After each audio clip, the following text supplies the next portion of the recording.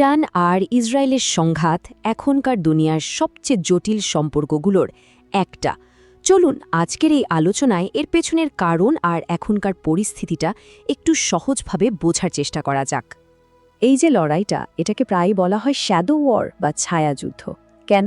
কারণ এটা কোনো গতানুগতিক সামনাসামনি যুদ্ধ না, এর বেশিরভাগটাই ঘটে লোকচক্ষুর আড়ালে, একদম অন্য কৌশলে। তো ঠিক কী এই ছায়াযুদ্ধ, এর বৈশিষ্ট্যগুলো কি, আর কেনই বা এটা নিয়ে সারা দুনিয়া এত চিন্তিত? চলুন এই বিষয়গুলোই এখন একটু বিস্তারিতভাবে দেখি।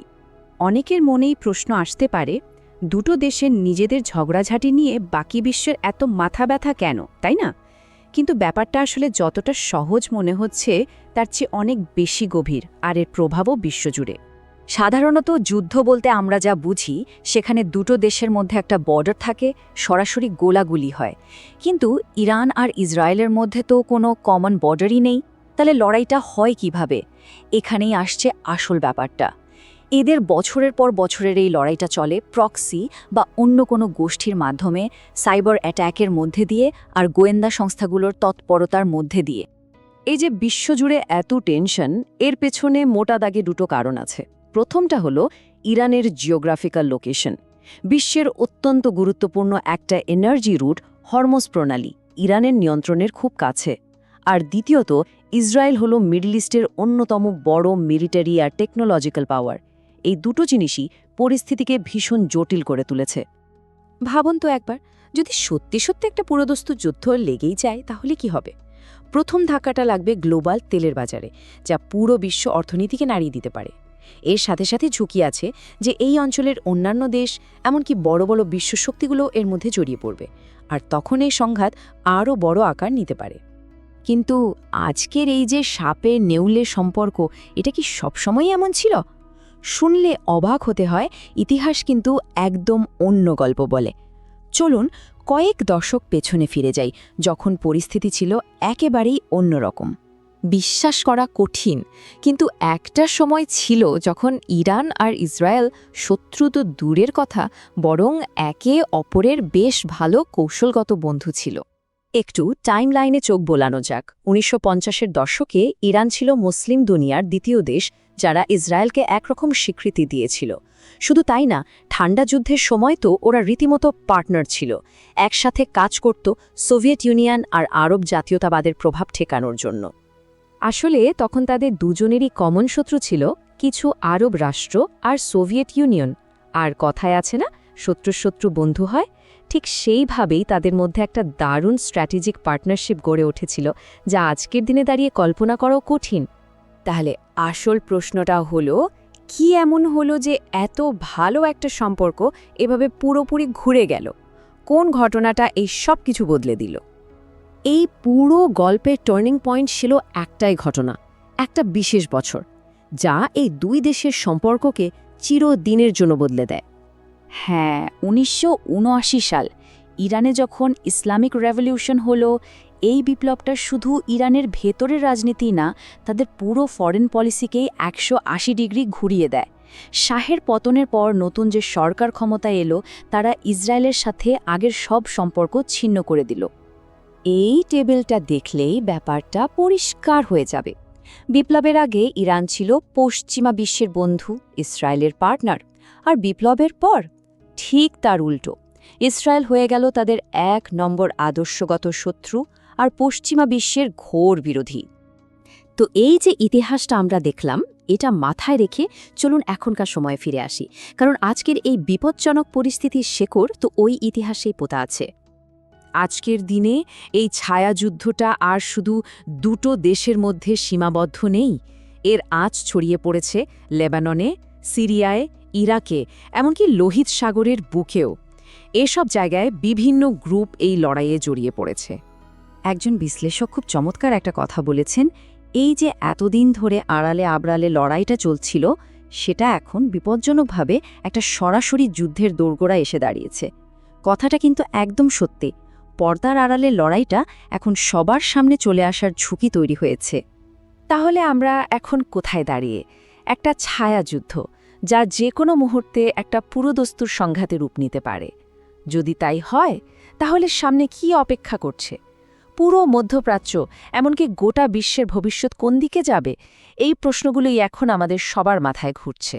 ইরান আর ইসরায়েল নাম দুটো শুনলেই এখন আমাদের মাথায় কি আসে? ঘোর শত্রু, তাই না?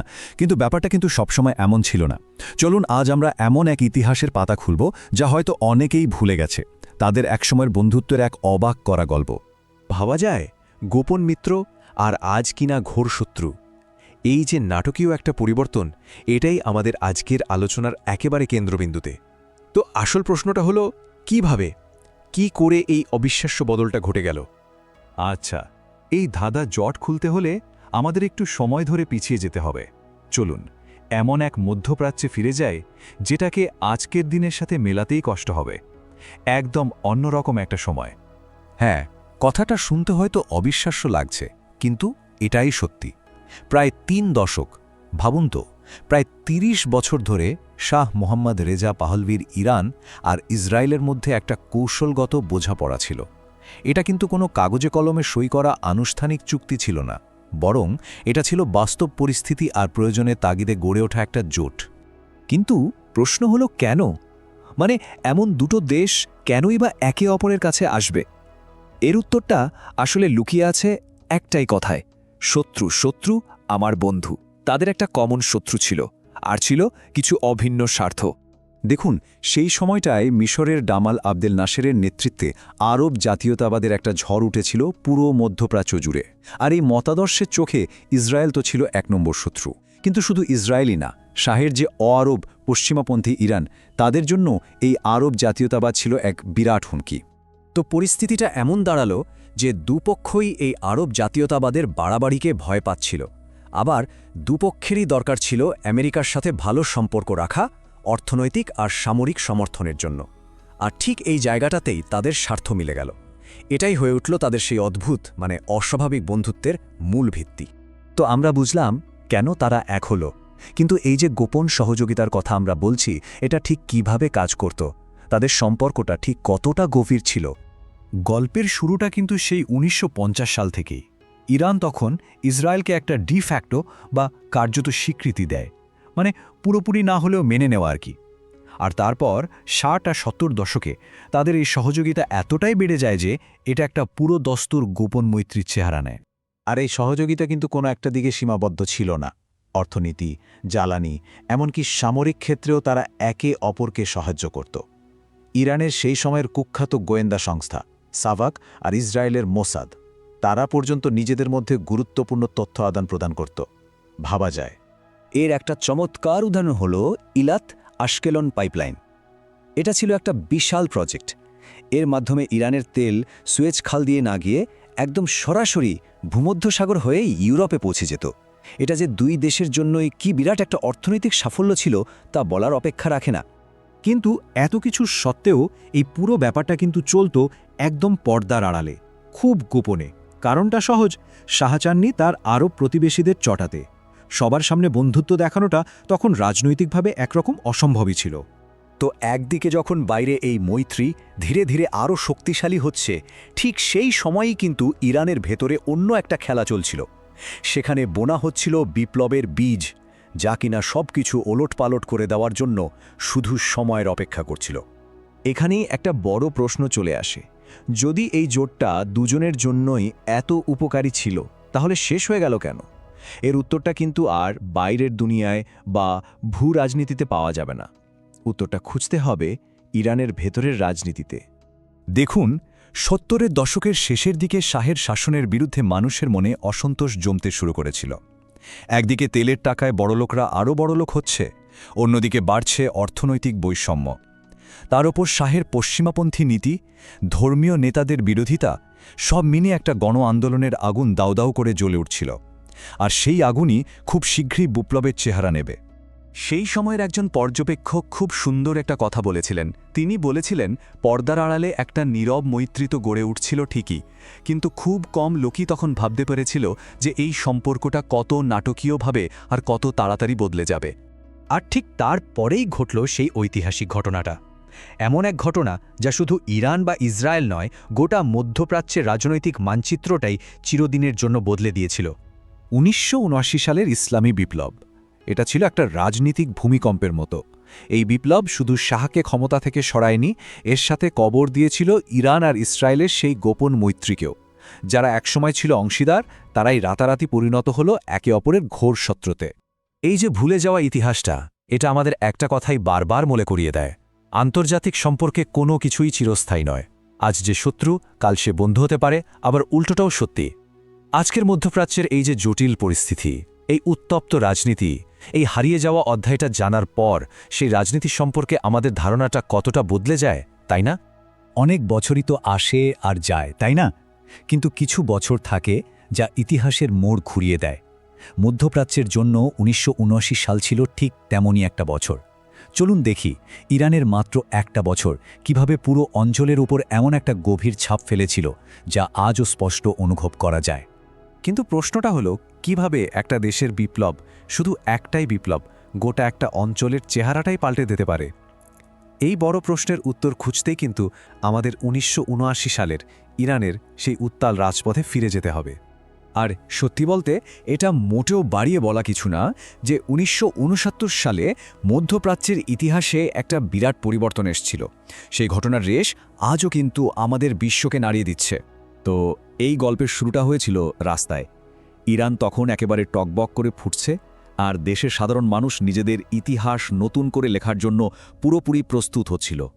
শুধু একবার ভাবুন তো, রাস্তায় হাজার হাজার না, লাখ লাখ, মানে লক্ষ লক্ষ ইরানি মানুষ নেমে এসেছে। মনে হচ্ছিল যেন একটা মানব সমুদ্র একটাই দাবি নিয়ে গর্জে উঠছে, শাহের শাসনের অবসান চাই। আসলে পশ্চিমা সংস্কৃতি আর দেশের ভেতরের অর্থনৈতিক বৈষম্যে মানুষ এতটাই অতিষ্ঠ ছিল যে তাদের সেই সম্মিলিত গর্জনকে উপেক্ষা করার কোনো উপায়ই ছিল না। এই যে এত বড় একটা গণ আন্দোলন, এর পেছনে কিন্তু ছিল ইরানের জন্য একেবারে নতুন একটা দর্শন। আর সেই দর্শনের যিনি রূপকার ছিলেন, তিনি আয়াতুল্লাহ খোমেনি। তার উত্থানই যেন সব হিসাব নিকেশ বদলে দিল। ভাবা যায়, নির্বাসনে থেকেও পুরো বিপ্লবের নেতৃত্ব দিচ্ছিলেন একজন ধর্মগুরু, আয়াতুল্লাহ রুহুল্লাহ খোমেনি।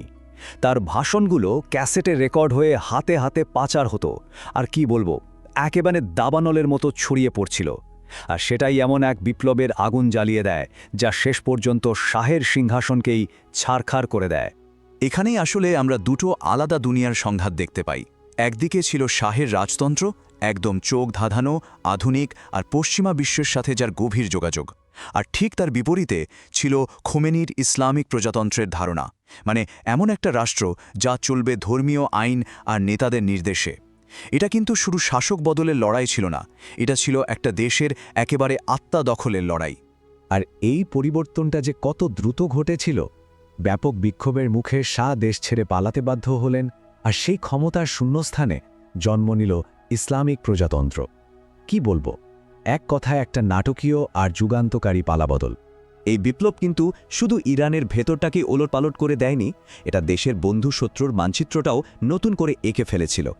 আর কোনো সম্পর্ক এত নাটকীয়ভাবে বদলায়নি যতটা বদলেছিল ইসরায়েলের সাথে। ইরানের নতুন সরকারের কাছে ইসরায়েল শুধু আরেকটা দেশ ছিল না, না, তাদের চোখে ইসরায়েল ছিল মধ্যপ্রাচ্যের বুকে গেঁথে থাকা পশ্চিমা প্রভাবের একটা প্রতীক, মানে বিদেশি শক্তির হস্তক্ষেপের একটা চিহ্ন। আয়াতুল্লাহ খোমেনি কিন্তু এক্ষেত্রে কোনো রাগঢাক করেননি। তিনি সরাসরি ইসরায়েলকে অবৈধ রাষ্ট্র আর জায়নবাদী শাসক গোষ্ঠী বলে ঘোষণা দিলেন। এটা কোনো কূটনৈতিক ভাষা ছিল না, এটা ছিল একটা গভীর আদর্শিক ভাঙনের ঘোষণা। আর এই কথাগুলো যে শুধু মুখেই বলা হয়নি, তা কাজে পরিণত হতেও বেশি সময় লাগেনি। প্রথমে সব কূটনৈতিক সম্পর্ক ছিন্ন করা হলো। এরপর এমন একটা পদক্ষেপ নেওয়া হলো যা কেউ ভাবতেও পারেনি। তেহরানের ইসরায়েলি দূতাবাসটা তুলে দেওয়া হলো প্যালেস্টাইন লিবারেশন অর্গানাইজেশন বা পিএলওর হাতে। মানে রাতারাতি ইরান ইসরায়েলের এক সময়ের মিত্র থেকে ফিলিস্তিনিদের অন্যতম প্রধান সমর্থক হয়ে উঠল। এই যে পরিবর্তনগুলো হলো, এগুলো কিন্তু কোনো সাময়িক ব্যাপার ছিল না। এগুলো ইরানের পররাষ্ট্রনীতির একেবারে ভিত্তি হয়ে গেল, এমন এক উত্তরাধিকার যা পরের দশকগুলোতে গোটা অঞ্চলটাকে নতুন করে সাজাবে। মানে ইসরায়েলের বিরোধিতা করাটা আর শুধু একটা পলিসি থাকল না, এটা বিশ্বমঞ্চে ইরানের নতুন পরিচয়ের একটা কেন্দ্রীয় স্তম্ভ হয়ে দাঁড়ালো। আর এই মূল নীতিটাই কিন্তু আগামী বহু বছর ধরে তাদের সব পদক্ষেপকে চালিত করবে। তো এই নীতিকে বাস্তবে রূপ দেওয়ার জন্য ইরান একটা নতুন কৌশল নিল, পুরো অঞ্চল জুড়ে ইসরায়েল বিরোধী বিভিন্ন গোষ্ঠীর সাথে জোট বাঁধা। আর এই পুরোটার নেতৃত্বে ছিল ইসলামিক রেভলিউশনারি গার্ড কোর বা IRGC, বিপ্লবের আদর্শকে রক্ষা করার জন্য তৈরি একটা বিশেষ বাহিনী।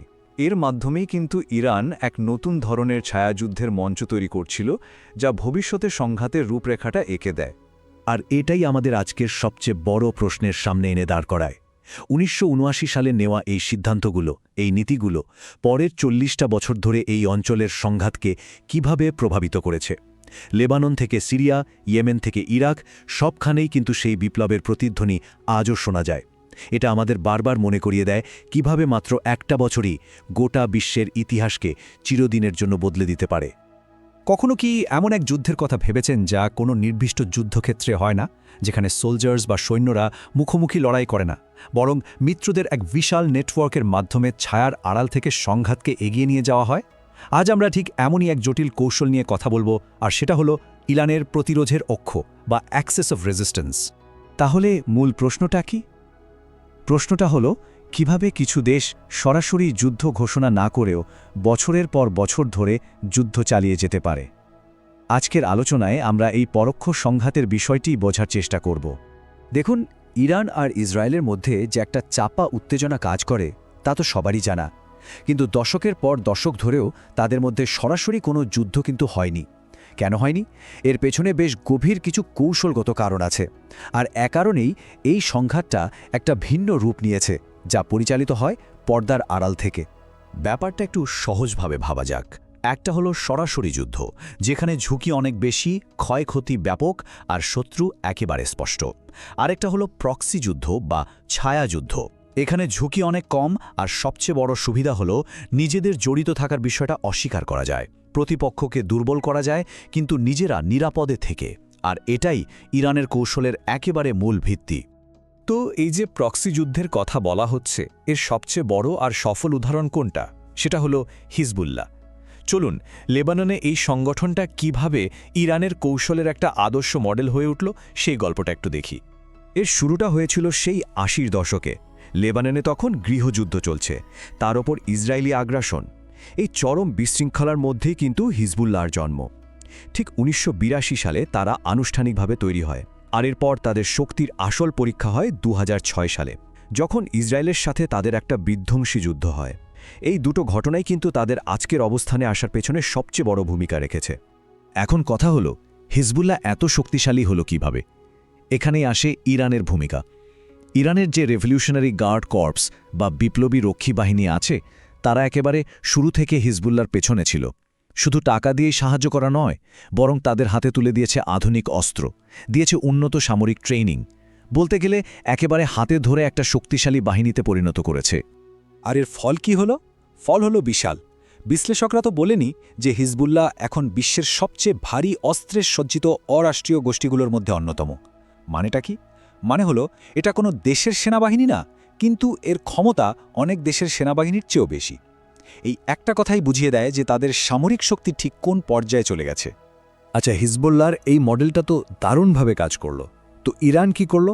তারা এই একই প্লেবুক, মানে এই একই কৌশল মধ্যপ্রাচ্যের অন্য দেশগুলোতেও ব্যবহার করতে শুরু করলো, যেখানে একটু অস্থিতিশীলতা দেখেছে। যেমন ধরুন সিরিয়ার কথা। ২০১১ সালে যখন সেখানে গৃহযুদ্ধ শুরু হলো, ইরান কিন্তু প্রেসিডেন্ট বাশার আল আসাদের পক্ষ নেয়।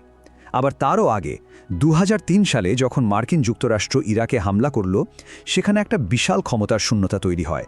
আর ঠিক সেই সুযোগেই ইরান সমর্থিত মিলিশিয়ারা নিজেদের প্রভাব বাড়াতে শুরু করে।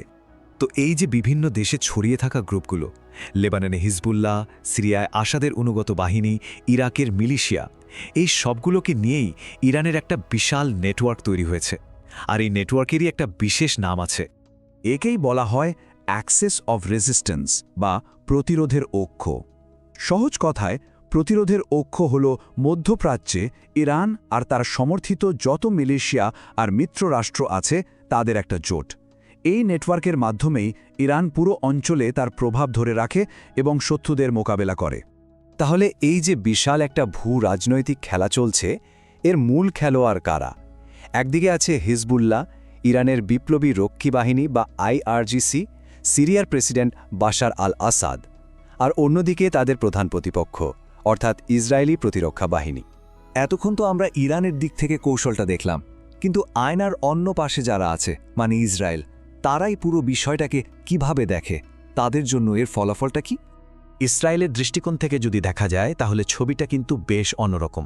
দশকের পর দশক ধরে ইরানের এই কৌশলের ফলে যা হয়েছে তা হলো ইসরায়েল নিজেকে একটা প্রতিকূল শক্তির বলয় দিয়ে ঘেরা অবস্থায় আবিষ্কার করেছে।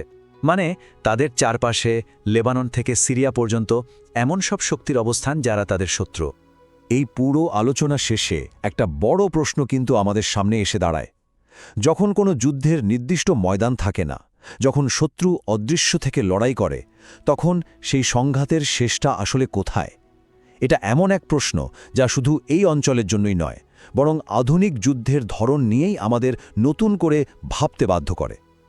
ইরান আর ইসরায়েল, এই দুটো দেশের নাম যখনই একসাথে আসে আমাদের মাথায় দশকের পর দশক ধরে চলে আসা এক চাপা উত্তেজনার ছবি ভেসে ওঠে। আর এই সব কিছুর একেবারে কেন্দ্রে রয়েছে একটাই প্রশ্ন: ইরান কি পারমাণবিক বোমা বানাচ্ছে? চলুন এই জটিল সমীকরণের ভেতরে একটু ঢোকা যাক। দেখুন, এই পুরো ব্যাপারটা দাঁড়িয়ে আছে দুটো একদম আলাদা দৃষ্টিভঙ্গির ওপর। একদিকে ইরান বারবার বলছে তাদের পারমাণবিক কর্মসূচি শান্তিপূর্ণ, মানে শক্তি উৎপাদনের জন্য, আর অন্যদিকে ইসরায়েল এটাকে দেখছে তাদের অস্তিত্বের জন্য সরাসরি হুমকি হিসেবে। আর মুশকিলটা হলো এই দুই দৃষ্টিভঙ্গির মধ্যে আপসের কোনো সুযোগই নেই, যা এই সংঘাতকে এত বিপজ্জনক করে তুলেছে। ব্যাপারটা আরেকটু খোলাসা করি। ইরানের কথাটা কিন্তু খুবই সোজাসাপটা। তারা বলছে তাদের এই নিউক্লিয়ার প্রোগ্রামটা বিদ্যুৎ আর চিকিৎসার মতো ভালো কাজের জন্য, কিন্তু ইসরায়েলের কাছে একটা পারমাণবিক শক্তিধর ইরান মানে হলো তাদের নিজেদের অস্তিত্বই সংকটে পড়ে যাওয়া। এই দুই অবস্থানের মধ্যে তফাতটা আকাশ পাতাল, আর ঠিক এ কারণে কোনো সমাধানে আসাটা এত কঠিন। কিন্তু যখন কথা বলে কোনো লাভ হয় না, তখন কি হয়? তখন শুরু হয় এক অন্যরকম যুদ্ধ, কোনো আনুষ্ঠানিক ঘোষণা ছাড়াই, একেবারে পর্দার আড়ালে। ইরান আর ইসরায়েলের ক্ষেত্রেও ঠিক এটাই হয়েছে, যা জন্ম দিয়েছে এক দীর্ঘ আর রক্তক্ষয়ী ছায়াযুদ্ধের। আর এই ছায়াযুদ্ধের অস্ত্রগুলো মানে সেগুলো একেবারেই গতানুগতিক ছিল না। যেমন ধরুন, ইরানের পারমাণবিক স্থাপনায় হঠাৎ করে রহস্যময় বিস্ফোরণ, তাদের সেরা বিজ্ঞানীদের টার্গেট করে হত্যা, আর এমন সব বিধ্বংসী সাইবার হামলা যা কিনা পুরো দেশের গুরুত্বপূর্ণ সিস্টেমকে বিকল করে দিতে পারে। মানে কোনো কিছুই যেন বাদ ছিল না। ইসরায়েলি লিডারশিপের একটাই কথা, বারবার তারা এটাই বলে এসেছে, কোনো অবস্থাতেই ইরানকে পারমাণবিক অস্ত্র হাতে পেতে দেওয়া হবে না। এটা তাদের জন্য একটা রেড লাইন। আর এই নীতি ধরে রাখার জন্য তারা যে কোনো কিছু করতে প্রস্তুত, হোক সেটা কোনো গোপন অভিযান। এই ছায়াযুদ্ধের ইতিহাসে যদি একটা নাম নিতে হয়, সেটা হলো স্টাক্সনেট। এটা কিন্তু কোনো সাধারণ কম্পিউটার ভাইরাস ছিল না। বলা যেতে পারে এটা ছিল সাইবার দুনিয়ার প্রথম সুপার ওয়েপন।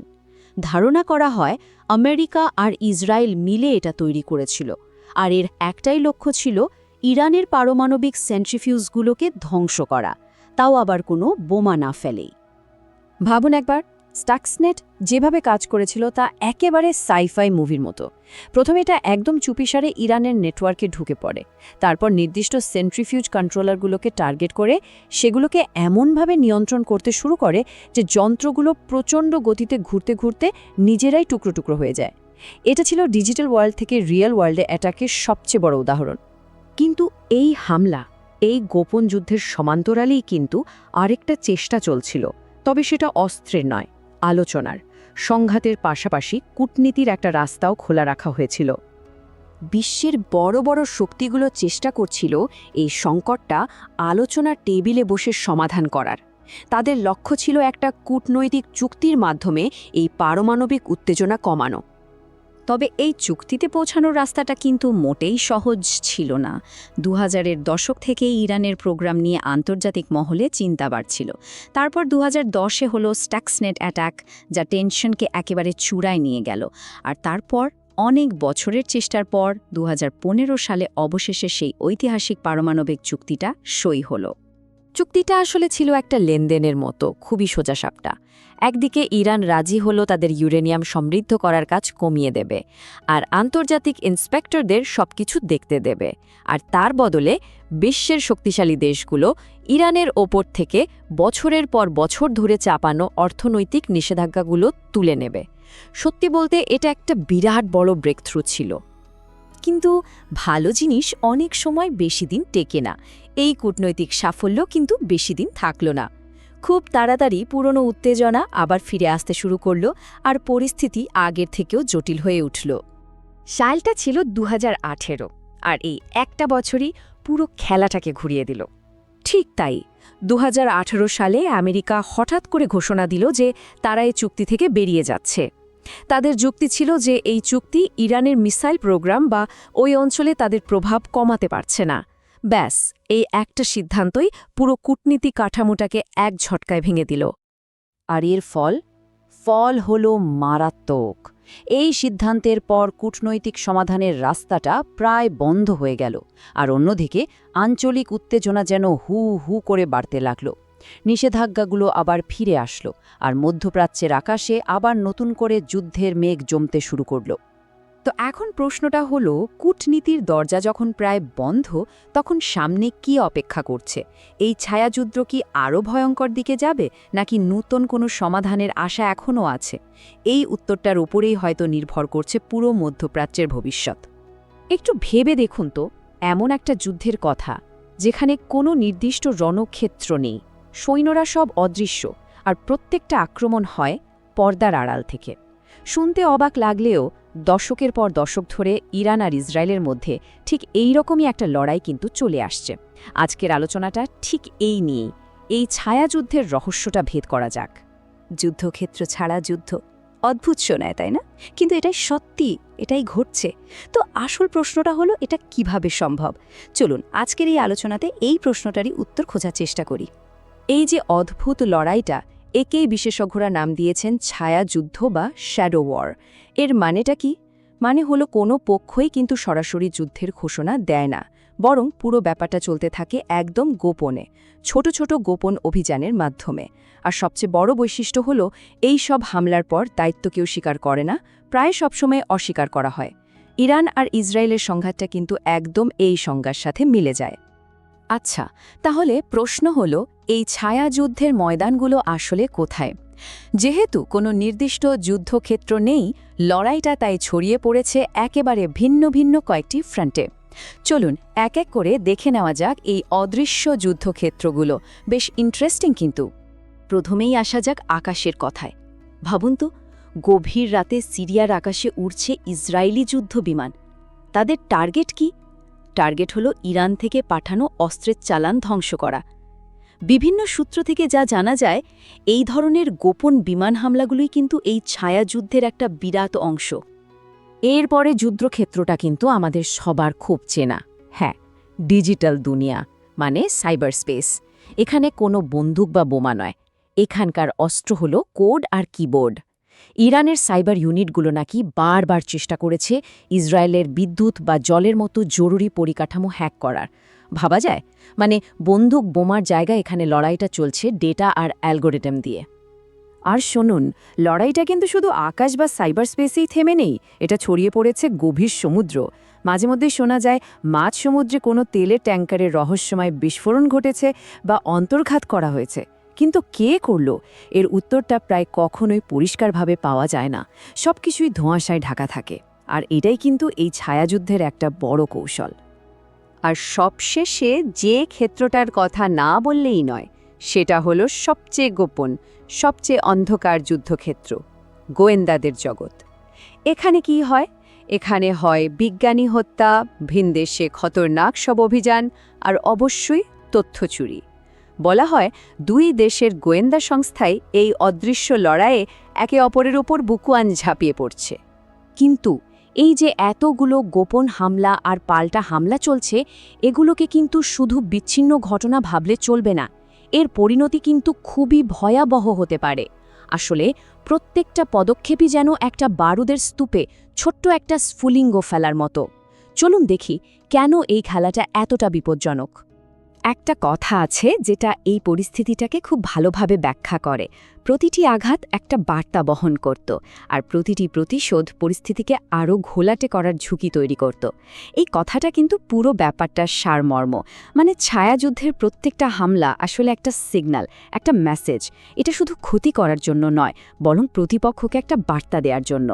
কিন্তু সমস্যাটা হয় ঠিক তখনই যখন সেই বার্তার জবাবে আরেকটা পাল্টা হামলা আসে, আর তখনই পুরো পরিস্থিতি নিয়ন্ত্রণের বাইরে চলে যাওয়ার একটা বিশাল ঝুঁকি তৈরি হয়। ব্যাপারটা তাহলে কি দাঁড়ালো? একদিকে প্রত্যেকটা আঘাত হলো একটা কৌশলগত বার্তা পাঠানোর চেষ্টা, একটা ক্যালকুলেটেড পদক্ষেপ। আর অন্যদিকে সেই আঘাতের প্রতিশোধ নেওয়া মানেই সরাসরি একটা পুরোদস্তুর যুদ্ধের ঝুঁকি তৈরি করা।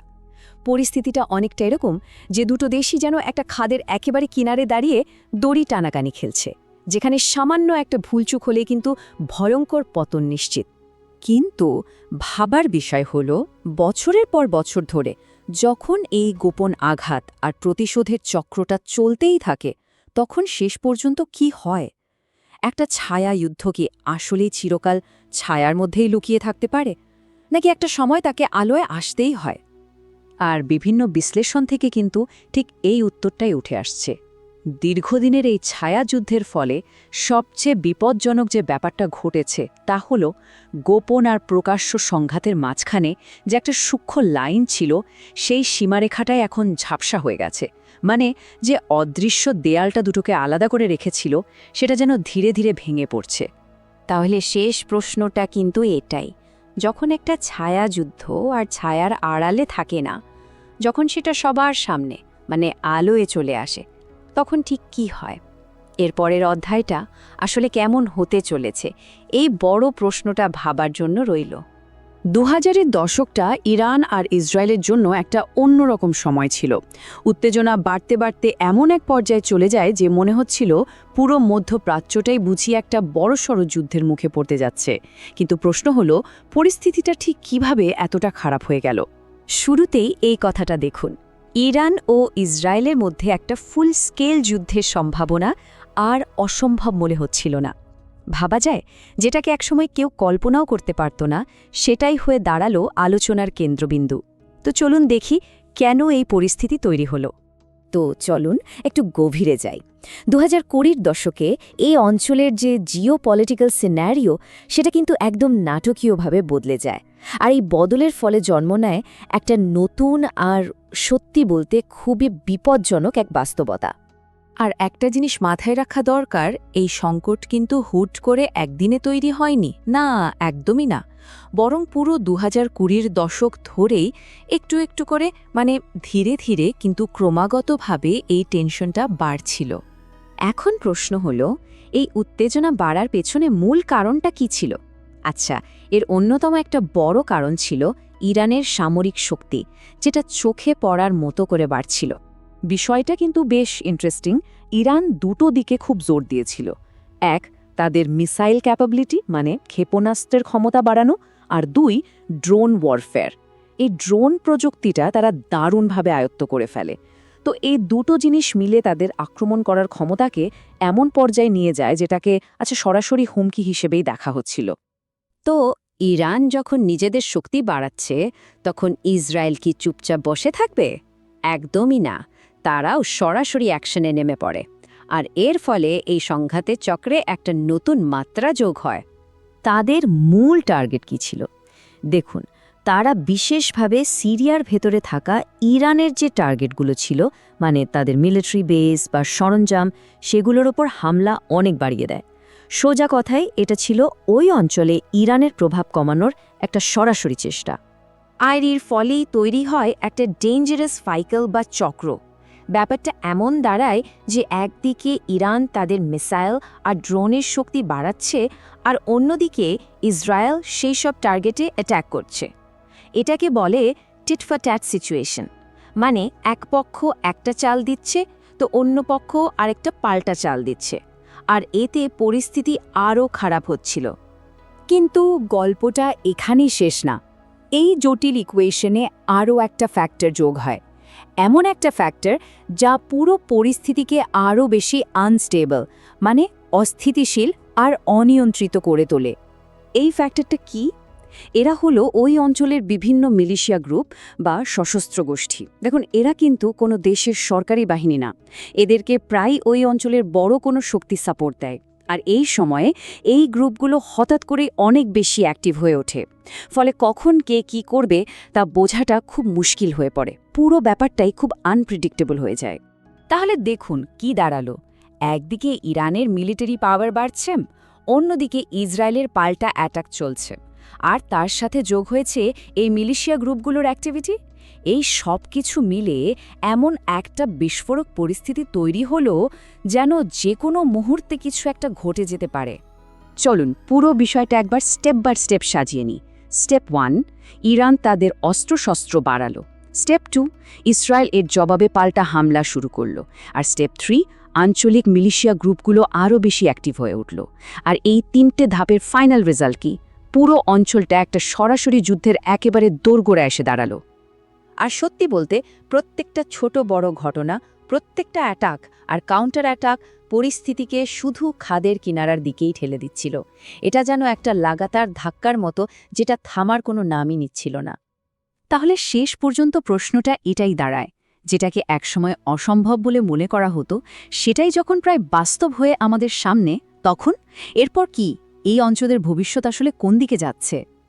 আচ্ছা, একটা আঞ্চলিক যুদ্ধ সেটা ঠিক কতদূর গড়াতে পারে বলুন তো? যেটা বাইরে থেকে দেখতে দুটো দেশের লড়াই মনে হচ্ছে, সেটা কি আসলে সারা বিশ্বে দাবানলের মতো ছড়িয়ে পড়তে পারে? চলুন আজ এই ভূ রাজনৈতিক জটটাই একটু খুলে দেখা যাক। তাহলে আসল প্রশ্নটা কি দাঁড়াচ্ছে? যদি ইরান আর ইসরায়েলের মধ্যে সত্যি সত্যি একটা পুরোদস্তুর যুদ্ধ লেগে যায়, তাহলে ঠিক কি হতে পারে? চলুন এই ব্যাপারটারই গভীরে গিয়ে দেখি। এক কথায় যদি বলি, একদমই না। এই সংঘাতটা আর আঞ্চলিক থাকবে না, কোনোভাবেই না। এই ঢেউটা ছড়িয়ে পড়বে বহু দূরে, আর সেখান থেকেই তো আসল খেলাটা শুরু হবে। কিন্তু কিভাবে এই সংঘাতটা বিশ্বজুড়ে ছড়িয়ে পড়বে? প্রথম আর সবচেয়ে বড় ঢেউটা আসবে আমেরিকার দিক থেকে। আর তার কারণটা হলো ইসরায়েলের সাথে তাদের সেই আয়রন ক্ল্যাড বা লৌহ কঠিন জোট। দেখুন, ব্যাপারটা হচ্ছে আমেরিকা আর ইসরায়েলের সম্পর্কটা কিন্তু আজকের না, অনেক পুরনো আর খুব গভীর, বিশেষ করে নিরাপত্তার ব্যাপারে। আর এই জোটটা এতটাই শক্ত যে সংঘাত যদি শুরু হয়, তার মানে হলো বিশ্বের 1 নম্বর শক্তি প্রথম দিন থেকেই এই খেলার মাঠে নেমে পড়বে। কিন্তু মাঠে তো শুধু আমেরিকাই একমাত্র খেলোয়াড় নয়, তাই না? অন্য বড় শক্তিগুলো রাশিয়া আর চীন, তারাও কিন্তু হাত গুটিয়ে বসে থাকবে না। তাদেরও এখানে অনেক কিছু পাওয়ার বা হারানোর আছে, আর তারা তৈরি করবে পাল্টা ঢেউ। এখানে এই দুটো দেশের স্বার্থ কিন্তু আবার দুরকম।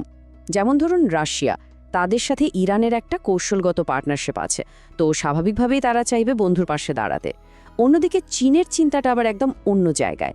তাদের ওই বিশাল অর্থনীতির চাকাটা তো ঘুরে মধ্যপ্রাচ্যের তেলের ওপর, তাই না?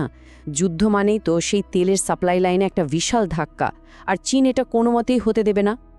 আর এই বড় বড় শক্তিগুলোর টানাপোড়েনের মধ্যে কারা পড়বে বলুন তো? ঠিক ধরেছেন, উপসাগরীয় দেশগুলো। তাদের অবস্থা হবে একেবারে যাকে বলে উত্তাল সমুদ্রে আটকে পড়া নৌকার মতো, যেদিকেই তাকাবে কুল কিনারা নেই। এই দেশগুলোর অবস্থাটা একবার কল্পনা করুন, যাকে বলে উভয় সংকট। একদিকে ইরানের ক্ষমতা বাড়ছে, যা তাদের জন্য একটা বড় চিন্তার কারণ।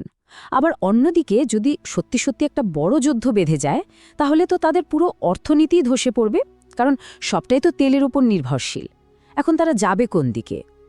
তো চলুন পুরো ছবিটা একবার এক জায়গায় করে দেখি, কিভাবে একটা ছোট অঞ্চলের লড়াইয়ে ধীরে ধীরে পুরো বিশ্ব জড়িয়ে পড়ছে, আর কার স্বার্থটা ঠিক কোথায়। চলুন এক ঝলকে দেখে নিই। দেখুন, টেবিলটা দেখলেই ব্যাপারটা পরিষ্কার হয়ে যাবে। আমেরিকা চায় তার পুরনো বন্ধু ইসরায়েলকে সুরক্ষিত রাখতে। রাশিয়া স্বাভাবিকভাবেই তার স্ট্র্যাটেজিক পার্টনার ইরানের পাশে দাঁড়াবে। আর চীন, তাদের একটাই চিন্তা, যে কোনো মূল্যে মধ্যপ্রাচ্য থেকে তাদের এনার্জি সাপ্লাই যেন ঠিক থাকে। বুঝতে পারছেন, প্রত্যেকেরই এই লড়াইয়ে নামার জন্য যথেষ্ট শক্ত কারণ আছে। সোজা কথায় উপসংহারটা খুবই স্পষ্ট। এই যুদ্ধ যদি একবার শুরু হয়, এটা শুধু ইরান আর ইসরায়েলের মধ্যে থাকবে না, বিশ্বের বড় শক্তিগুলো নিজেদের স্বার্থেই এখানে ঝাঁপিয়ে পড়বে। আর তখন একে আঞ্চলিক সংঘাত বলার আর কোনো সুযোগই থাকবে না। আর এটাই আমাদের একটা বড় প্রশ্নের সামনে দাঁড় করিয়ে দেয়, তাই না?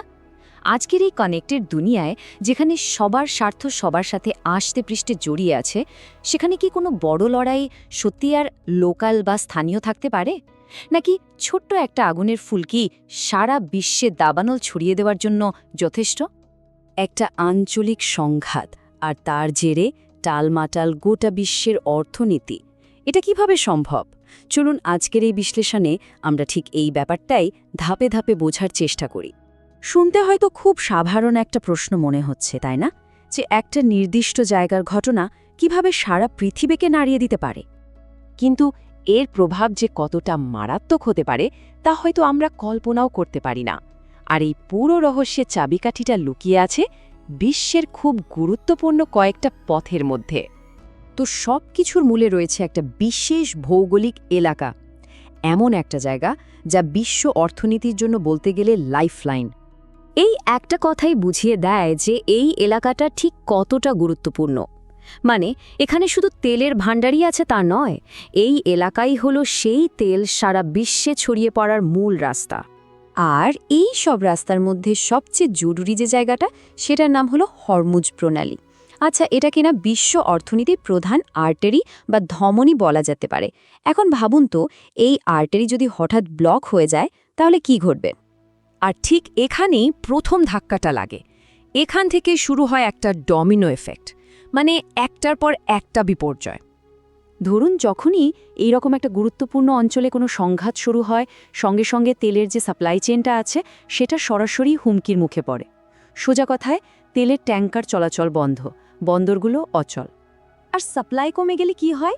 অথচ চাহিদা তো একই আছে, তখন দাম বাড়বে। এটাই তো অর্থনীতির সাধারণ নিয়ম। কিন্তু এক্ষেত্রে দামের বাড়াটা কিন্তু সাধারণ কোনো ব্যাপার হবে না। বিশেষজ্ঞরা মনে করছেন তেলের দাম প্রায় 200%, মানে 3 গুণ পর্যন্ত বেড়ে যেতে পারে। ভাবা যায়? একবার শুধু কল্পনা করুন, আজকে পেট্রোলের যা দাম, কাল সকালে উঠে দেখলেন সেটা 3 গুণ হয়ে গেছে। আমাদের প্রতিদিনের জীবনে এর কী সাংঘাতিক প্রভাব পড়বে।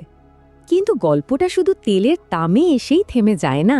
এরপর দ্বিতীয় ডমিনোটা পড়ে, আর সেটা হলো গ্লোবাল ট্রেড বা বিশ্ব বাণিজ্য। এর কারণটা খুব সহজ। হরমুজ প্রণালীর মতো যে রুটগুলো আছে সেগুলো দিয়ে তো শুধু তেল যায় না, আমাদের ব্যবহার করা মোবাইল ফোন, গাড়ি, জামাকাপড়, এমনকি খাবার জিনিস পর্যন্ত বিশ্বের বেশিরভাগ পণ্যই কিন্তু এই সমুদ্রপথ দিয়েই এক দেশ থেকে আরেক দেশে যায়। ব্যাপারটা কিভাবে ঘটে চলুন একটু দেখি। যেই না রুটগুলো ঝুঁকিপূর্ণ হয়ে ওঠে, সঙ্গে সঙ্গে জাহাজের ইন্স্যুরেন্সের খরচ বেড়ে গিয়ে আকাশে পৌঁছে যায়। তখন কোনো কোম্পানি আর অত ঝুঁকি নিয়ে জাহাজ পাঠাতে চায় না। ফল, পুরো সাপ্লাই চেইনটাই ভেঙে পড়ে আর আন্তর্জাতিক বাণিজ্য একরকম থেমেই যায়। দেখুন কিভাবে একটা জিনিস আরেকটার সাথে জুড়ে আছে। তো যখন বাস্তব দুনিয়ায় জিনিসপত্রের চলাচল বন্ধ হয়ে যায়, তার ঢেউ এসে লাগে ডিজিটাল ফিন্যান্সিয়াল মার্কেটেও। আর এটাই হলো আমাদের গল্পের তৃতীয় ডমিনো। শেয়ার বাজার বলুন, কারেন্সি মার্কেট বলুন, সব জায়গায় রাজ লাগবে। ইনভেস্টরদের মধ্যে একটা আতঙ্ক ছড়িয়ে পড়বে। সবাই তখন বাজার থেকে হুড়মুড়িয়ে টাকা তুলে নিতে শুরু করবে। ব্যাপারটা অনেকটা এরকম, একটা স্থিতিশীল, শান্ত অর্থনীতি যেখানে সবকিছু মোটামুটি আন্দাজ করা যায়, বিনিয়োগকারীদের মনে ভরসা থাকে, সেখান থেকে হঠাৎ করে আমরা একটা সম্পূর্ণ উল্টো পরিস্থিতিতে গিয়ে পড়ব, যেখানে সবকিছুর দাম আকাশ ছোঁয়া, বাজারে মারাত্মক অস্থিরতা, আর কারও কোনো ভরসা নেই। তাহলে এই সব কিছুর শেষটা কোথায়? এতগুলো ডমিনো যখন একটার পর একটা পড়ে যাবে, তখন চূড়ান্ত ফলাফলটা কি দাঁড়াবে? এই কথাটা কিন্তু পুরো ব্যাপারটার আসল গভীরতা তুলে ধরে। এটা নিছকই কোনো আঞ্চলিক সমস্যা নয়, এটা এমন একটা গ্লোবাল ক্রাইসিস যা কিনা গোটা বিশ্বের অর্থনৈতিক কাঠামোটাকে নতুন করে গড়ে দেওয়ার ক্ষমতা রাখে। তাহলে পুরো ঘটনা প্রবাহটা যদি আমরা একবারে দেখি। প্রথমে একটা আঞ্চলিক সংঘাত, সেখান থেকে জ্বালানি সরবরাহের সংকট, তার ফলে বিশ্ব বাণিজ্য প্রায় বন্ধ, যার ধাক্কা এসে লাগলো ফিন্যান্সিয়াল মার্কেটে। আর সবশেষে পুরো বিশ্ব অর্থনীতির চেহারাটাই বদলে গেল, হয়তো আগের থেকেও অনেক বেশি ভঙ্গুর হয়ে গেল। আর এটাই কিন্তু আমাদের ভাবনার মূল জায়গা। আমরা আসলে এমন একটা গ্লোবাল সিস্টেমের উপর নির্ভর করে আছি, যা কিনা একটা মাত্র সংঘাতের কারণেই ভেঙে পড়তে পারে। তাহলে প্রশ্নটা হলো, আমাদের এই বিশ্ব অর্থনৈতিক ব্যবস্থাটা আসলে কতটা মজবুত, আর এর চেয়ে ভালো কোনো বিকল্প কি আমাদের হাতে আছে? মধ্যপ্রাচ্যের আকাশে কিন্তু আবারও যুদ্ধের মেঘ জমেছে। ইরান আর ইসরায়েল বছরের পর বছর ধরে তাদের মধ্যে যে একটা ছায়াযুদ্ধ চলছিল, সেটা কি এবার সরাসরি সংঘাতে রূপ নেবে, নাকি কোনোভাবে আলোচনার টেবিলে বসে নতুন কোনো সমাধান আসবে? চলুন আজকের এই আলোচনাতে আমরা এই জটিল সমীকরণের সম্ভাব্য ভবিষ্যৎগুলো একটু ঘেঁটে দেখি। প্রশ্নটা খুবই সহজ, তাই না? এরপর কি? কিন্তু এই একটা সাধারণ প্রশ্নের উত্তরের উপরই নির্ভর করছে পুরো মধ্যপ্রাচ্যের ভবিষ্যৎ। কিন্তু সেই উত্তরটা আসলে কি হবে? আসলে ভবিষ্যৎ তো আর কেউ লিখে রাখেনি, এটা কোনো নির্ধারিত ছকে বাঁধা নয়, বরং এখন যে সিদ্ধান্তগুলো নেওয়া হচ্ছে সেগুলোই ঠিক করে দেবে সামনে কি হতে চলেছে। ইরান আর ইসরায়েলের ক্ষেত্রেও ব্যাপারটা ঠিক তাই। আমরা এখন এমন একটা মোড়ে এসে দাঁড়িয়েছি যেখান থেকে পথগুলো কিন্তু ভিন্ন ভিন্ন দিকে চলে গেছে, আর প্রতিটি পথই একটা আলাদা ভবিষ্যতের দিকে নিয়ে যায়। মূলত 3টে সম্ভাব্য পথের কথা আমরা আলোচনা করব। প্রথমটা হলো কূটনীতির পথ, মানে শান্তিপূর্ণ সমাধান। দ্বিতীয়টা হলো ক্ষমতার নতুন মেরুকরণ, যেখানে আঞ্চলিক সম্পর্কে বড় ধরনের ওলটপালট হতে পারে। আর তৃতীয়টা সবচেয়ে ভয়ঙ্কর, সরাসরি সংঘাত। চলুন প্রথমে সবচেয়ে আশার কথাটাই ভাবা যাক, কূটনীতির পথ, মানে যেখানে সমস্যার সমাধান যুদ্ধক্ষেত্রে না হয়ে আলোচনার টেবিলে হয়। এই যে কূটনীতির কথা বলছি, এর আসল উদ্দেশ্যটা কি? দেখুন, প্রথমত এখন যে একটা থমথমে অবস্থা, সেটাকে শান্ত করা, মানে যে কোনো ছোট ঘটনা থেকে যেন বড় কোনো বিস্ফোরণ না ঘটে। এরপর আলোচনার মাধ্যমে এমন একটা সমাধানে আসা যেটা টিকে থাকবে, মানে দীর্ঘমেয়াদে শান্তি আনবে। আর সবচেয়ে বড় কথা হলো একটা বড়সড় যুদ্ধ এড়ানো, কারণ সেরকম কিছু হলে পুরো অঞ্চলটাই কিন্তু ধ্বংসের দিকে চলে যাবে। কিন্তু যদি কূটনীতি কাজ না করে, তখন হয়তো আমরা দ্বিতীয় আরেকটা ভবিষ্যতের দিকে এগোব। এমন একটা ভবিষ্যৎ যেখানে পুরনো বন্ধু শত্রু হয়ে যেতে পারে, আর পুরনো শত্রু হয়ে উঠতে পারে নতুন বন্ধু। এটাকেই বলা হচ্ছে ক্ষমতার নতুন খেলা। এখানে যেটা হতে পারে, বিভিন্ন দেশ নিজেদের স্বার্থে পুরনো জোট ভেঙে নতুন জোট তৈরি করবে, আর এর ফলে মধ্যপ্রাচ্যের ক্ষমতার ভারসাম্যটাই একদম বদলে যাবে। এটা এমন একটা পরিস্থিতি তৈরি করবে যা পুরোপুরি শান্তিও নয়, আবার পুরোপুরি যুদ্ধও নয়। মানে শান্তি আর যুদ্ধের মাঝামাঝি একটা খুব জটিল অবস্থা, যা যে কোনো সময় কিন্তু যুদ্ধের দিকে গড়িয়ে যেতে পারে। আর সব শেষে আসছে সেই সবচেয়ে ভয়ঙ্কর সম্ভাবনাটা, সরাসরি যুদ্ধ। যদি আলোচনা আর জোটের রাজনীতি দুটোই ব্যর্থ হয়, তাহলে কি আমরা একটা অবশ্যম্ভাবী যুদ্ধের দিকেই কি এগিয়ে যাচ্ছি? বছরের পর বছর ধরে চলা এই ছায়াযুদ্ধটা যদি সরাসরি সংঘাতে রূপ নেয়, তাহলে তার ফল হবে মারাত্মক। একটা ছোট্ট স্ফুলিঙ্গ থেকেই পুরো অঞ্চলে দাবানলের মতো আগুন ছড়িয়ে পড়তে পারে। আর এর অর্থনৈতিক আর মানবিক ক্ষতি যে কী পরিমাণ হবে তা হয়তো কল্পনাও করা কঠিন। তাহলে দেখুন, পথ কিন্তু দুটো। একদিকে আছে কূটনীতি, যা উত্তেজনা কমিয়ে স্থিতিশীলতা আনতে পারে, আর অন্যদিকে আছে যুদ্ধ, যা সংঘাত বাড়িয়ে পুরো অঞ্চলকে অস্থির করে তুলতে পারে। পছন্দ এখন একটাই করতে হবে। প্রশ্ন হলো, কোনটা বেছে নেওয়া হবে? আচ্ছা, এই ঘটনাটাকে কি শুধু মধ্যপ্রাচ্যের একটা আঞ্চলিক সংঘাত বলে ভাবা ঠিক হবে? একদমই না।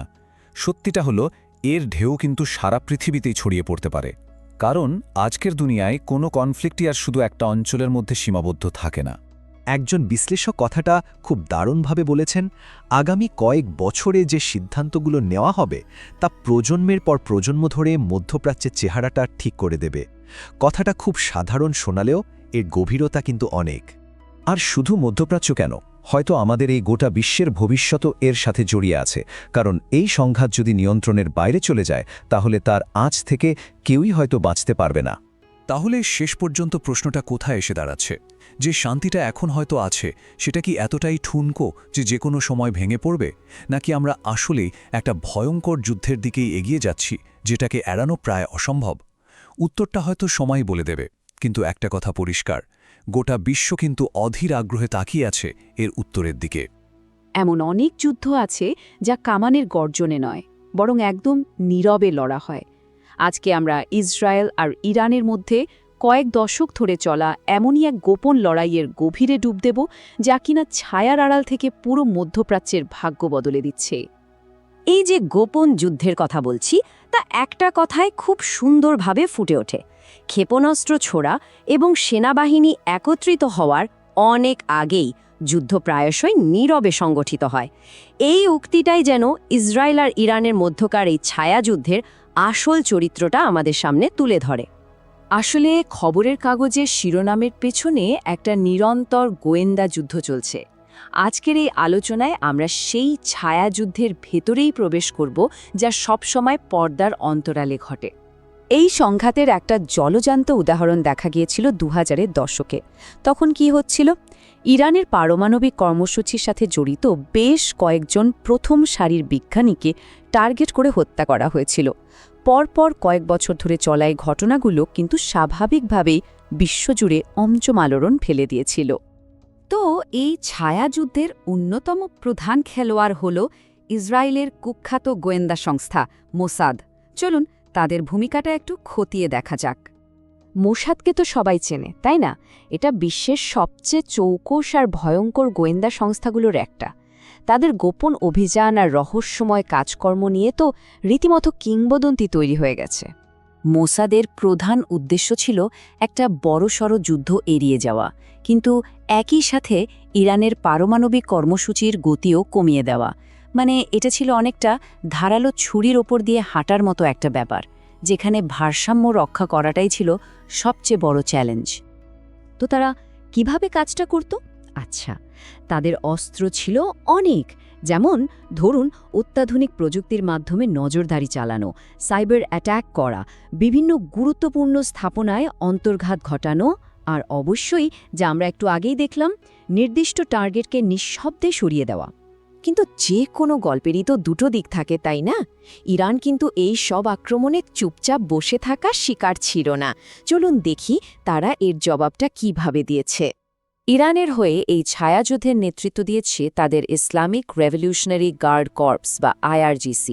বলা যায় তারাই ইরানের গোপন অভিযানের মূল শক্তি। ইরানের জবাবটাও ছিল বেশ গোছানো আর বহুমুখী। তারা বিশ্বজুড়ে নিজেদের গোয়েন্দা নেটওয়ার্ককে আরও বড় করে তোলে।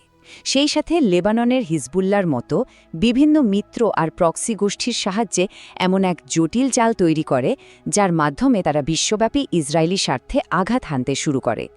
আর এখানে খেলাটা আরও ভয়ঙ্কর হয়ে ওঠে, কারণ ইরানের লক্ষ্যবস্তু এখন আর শুধু সামরিক স্থাপনার মধ্যে সীমাবদ্ধ ছিল না। সাধারণ ইসরায়েলি নাগরিকরাও তাদের সম্ভাব্য টার্গেটে পরিণত হয়। এর ফল কি হল? সংঘাতটা আর নির্দিষ্ট কোনো ভৌগোলিক গণ্ডির মধ্যে আটকে থাকল না। পুরো বিশ্বই যেন তাদের যুদ্ধক্ষেত্র হয়ে উঠল। আর এই যুগে যুদ্ধ কি শুধু বোমা বারুদে সীমাবদ্ধ থাকে? একদমই না। চলুন এবার এই লড়াইয়ের ডিজিটাল ময়দানে ঢোকা যাক। সাধারণ যুদ্ধের সাথে সাইবার যুদ্ধের পার্থক্যটা কিন্তু বিশাল। ভাবুন তো, একটা যুদ্ধ হচ্ছে সবার সামনে খোলাখুলিভাবে, আর একটা যুদ্ধ হচ্ছে একদম গোপনে, পর্দার আড়ালে, যা সহজেই অস্বীকার করা যায়। এর কোনো শারীরিক যুদ্ধক্ষেত্র নেই, পুরোটাই অদৃশ্য। ইসরায়েল আর ইরান দুটি দেশই প্রযুক্তিতে খুবই উন্নত, আর তারা এই অদৃশ্য যুদ্ধটা প্রতিনিয়ত চালিয়ে যাচ্ছে। আর এই ডিজিটাল লড়াইয়ে টার্গেট কোনগুলো? দেশের সবচেয়ে জরুরি আর সংবেদনশীল অবকাঠামো, যেমন ধরুন সরকারি সিস্টেম, পাওয়ার গ্রিড, এমনকি অর্থনৈতিক নেটওয়ার্ক পর্যন্ত। কোনো কিছুই এখন আর নিরাপদ নয়। তো এত কিছুর পর এর ফলাফলটা কি দাঁড়ালো? এই যে দশকের পর দশক ধরে এই গোপন যুদ্ধ চলছে, এর আসল প্রভাবটা কি? আসুন এবার সেদিকে একটু নজর দিই। এই ধরনের যুদ্ধের ব্যাপারে একটা কথা খুব সত্যি, সাফল্য খুব কমই সামনে আসে, আর ব্যর্থতা তো স্বীকারই করা হয় না। যেহেতু সবকিছুই চরম গোপনীয়তার মধ্যে হয়, তাই এই যুদ্ধে কে জিতছে বা কে হারছে তা বাইরে থেকে বোঝা প্রায় অসম্ভব। তার মানে আমাদের বুঝতে হবে যে এই গোপন লড়াইটা কোনো পার্শ্ব ঘটনা নয়, বরং এটাই ইরান ইসরায়েল সংঘাতের মূল চালিকা শক্তি, যা দশকের পর দশক ধরে এই দুই দেশের প্রতিদ্বন্দ্বিতার গতিপথকে নিয়ন্ত্রণ করছে। আর সবচেয়ে চিন্তার বিষয় হলো, এই আক্রমণ আর পাল্টা আক্রমণের চক্রটা কিন্তু থামছে না, বরং এটা ঝুঁকিটাকে এমন এক জায়গায় নিয়ে যাচ্ছে যেখান থেকে একটা বড়সড় সরাসরি যুদ্ধ শুরু হয়ে যেতে পারে। আর তা যে পুরো অঞ্চলের জন্য কতটা বিপজ্জনক হবে তা সহজেই অনুমান করা যায়। শেষ করার আগে একটা প্রশ্ন রেখে যাই, যে যুদ্ধটা ছায়ার মধ্যে লড়া হয়, যেখানে কে জিতল আর কে হারল তার কোনো আনুষ্ঠানিক ঘোষণাই নেই, সেই যুদ্ধে কি আসলেই কেউ জিততে পারে, নাকি দিন শেষে সবাই হারে? ব্যাপারটা কিন্তু ভাবার মতো। ইসরায়েল আর ইরানের যে দীর্ঘদিনের সংঘাত, সেটা এখন কিন্তু একটা একদম নতুন দিকে মোড় নিয়েছে। এখানে পারমাণবিক বোমা বা বিশাল সৈন্যবাহিনীর থেকেও বড় অস্ত্র হয়ে দাঁড়াচ্ছে কোড, অ্যালগোরিদম আর অত্যাধুনিক প্রযুক্তি। তো কিভাবে এই টেকনোলজিক্যাল কম্পিটিশন পুরো মধ্যপ্রাচ্যের যুদ্ধের সমীকরণটাই বদলে দিচ্ছে? চলুন এই ব্যাপারটাই একটু তলিয়ে দেখা যাক। দেখুন, একবিংশ শতাব্দীতে যুদ্ধের ময়দান কিন্তু আর আগের মতো নেই। এখনকার দিনে যুদ্ধ জেতার জন্য শুধু ট্যাঙ্ক বা অনেক সৈন্য থাকাই যথেষ্ট না, বরং আসল কথা হলো প্রযুক্তিতে কে কার চেয়ে এগিয়ে জয় পরাজয় মূলত এর উপরেই নির্ভর করে। আর এই নতুন বাস্তবতাটাই কিন্তু ইসরায়েল ইরান সংঘাতের একেবারে কেন্দ্রবিন্দুতে চলে এসেছে। তাহলে প্রশ্ন আসতেই পারে, এই যে নতুন ধরনের একটা অস্ত্রের প্রতিযোগিতা, এটা ঠিক কী রকম? এখানে তলোয়ার বা বন্দুকের বদলে প্রধান অস্ত্র হয়ে উঠেছে হাইটেক মিসাইল, ড্রোন আর এমনকি সাইবার অ্যাট্যাক। চলুন দেখি এই নতুন অস্ত্রগুলো কিভাবে এই সংঘাতকে আরও জটিল করে তুলেছে। একটা সময় ছিল যখন একটা দেশের সামরিক শক্তি মাপা হতো তাদের সৈন্য আর ট্যাঙ্কের সংখ্যা দিয়ে, কিন্তু এখন পরিস্থিতি পুরোই অন্যরকম। আজকের দিনে সামরিক শক্তি মানেই হলো প্রযুক্তিগত ক্ষমতা। যার হাতে যত উন্নত প্রযুক্তি, সেই আসলে তত বেশি শক্তিশালী। এই সহজ সমীকরণটাই কিন্তু পুরো খেলার নিয়মটা পাল্টে দিয়েছে। এই যে প্রযুক্তিগত লড়াইয়ের কথা আমরা বলছি, এখানে ইসরায়েলের কৌশলটা ঠিক কি? তারা কিন্তু নিজেদের সুরক্ষার জন্য তৈরি করেছে একরকম একটা অভেদ্য হাইটেক বর্ম। চলুন তাদের এই ডিফেন্স স্ট্র্যাটেজিটা একটু কাছ থেকে দেখা যাক। ইসরায়েলের মূল লক্ষ্য হল নিজেদের আকাশকে যে কোনো হামলা থেকে পুরোপুরি সুরক্ষিত রাখা। আর ঠিক এই কারণেই তারা তৈরি করেছে বিশ্বের অন্যতম সেরা একটা মাল্টি লেয়ার্ড ডিফেন্স সিস্টেম। মানে তাদের কৌশলটা খুবই পরিষ্কার, আক্রমণ আসার আগেই সেটাকে আকাশে ধ্বংস করে দাও, যাতে তাদের শহরগুলো সব সময় নিরাপদ থাকে। ভাবুন তো একবার, ব্যাপারটা অনেকটা 3 স্তর বিশিষ্ট একটা অদৃশ্য দেয়ালের মতো।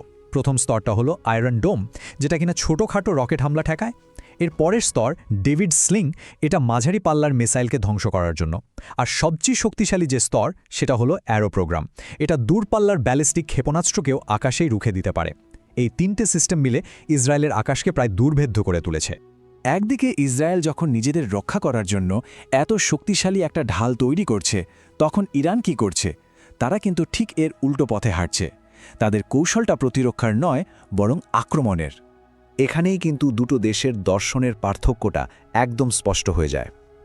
ইসরায়েলের লক্ষ্য হলো কোয়ালিটি, মানে প্রযুক্তির নিখুঁত ব্যবহার করে একটা শক্তিশালী প্রতিরক্ষা ব্যবস্থা তৈরি করা।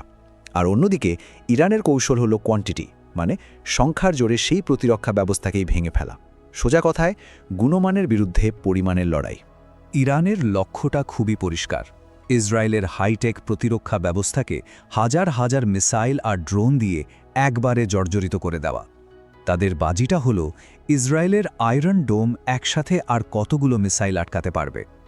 এক পর্যায়ে গিয়ে তো এই প্রতিরক্ষা ব্যবস্থাটা ভেঙে পড়বেই, এটাই তাদের বিশ্বাস। আর এই কৌশলের ফল কি হয়েছে? ইরান এখন মধ্যপ্রাচ্যের অন্যতম বড় মিসাইল শক্তির অধিকারী।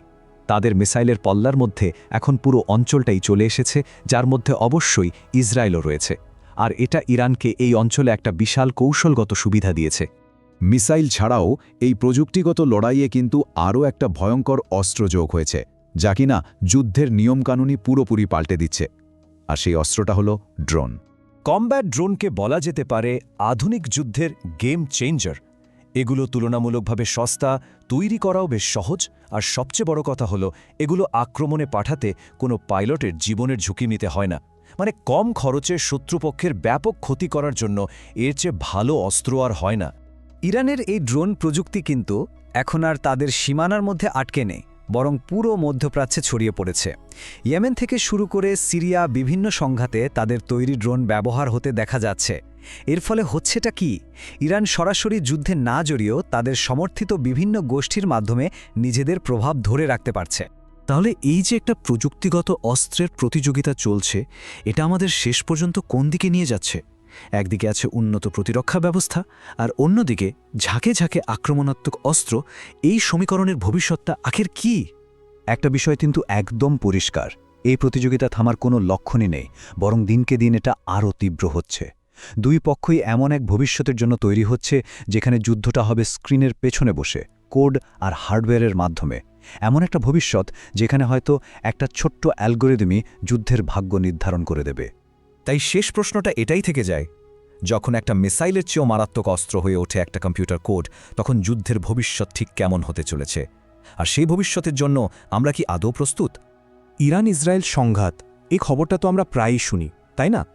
কিন্তু আজকের এই আলোচনায় আমরা একটু খবরের শিরোনামের বাইরে যাব, বোঝার চেষ্টা করব এই সংঘাতের আসল চিত্রটা ঠিক কী, যা আসলে শুধু দুটো দেশের সীমানার মধ্যে আটকে নেই। সাধারণভাবে আমাদের কি মনে হয়? মনে হয় এটা একদম সোজাসাপটা একটা লড়াই, একদিকে ইরান আর অন্যদিকে ইসরায়েল, ব্যাস। কিন্তু এই সরল ছবিটা আসলে পুরো সত্যিটা নয়, এর পেছনে আরও অনেক কিছু আছে।